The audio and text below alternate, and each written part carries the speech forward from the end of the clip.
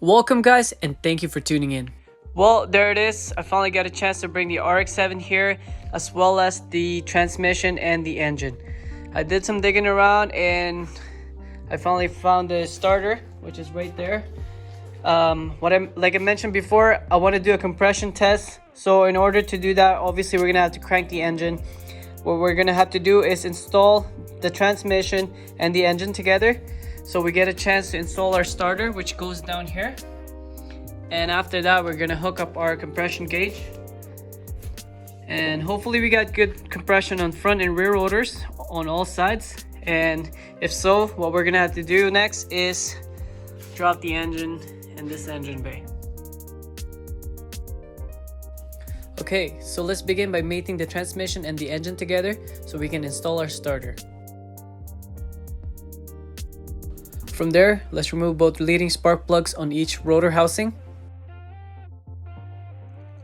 Well, there it is. We got the engine and the transmission mounted together, as well as the starter. I did remove our power steering pump belt because I don't want whatever fluid that's in this reservoir to spill out of this banjo bolt. And I've also taken off our leading spark plugs, and we're gonna connect our pressure gauge in those holes. One thing I do want to address is that you see this Schrader valve. We're gonna have to remove that. That's how you do a compression test on these rotary engines. Okay, so we got the compression gauge hooked up already on the leading trail hole.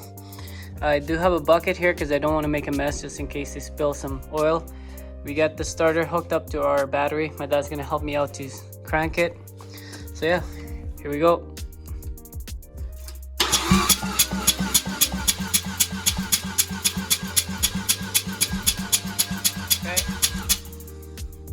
About 75 psi on that front rotor, which is not bad. That's still drivable. That's the least pressure you can get out of a rotary engine. We're gonna try and see how the back one is. It's hard to do this with one hand. All right, let's try this one.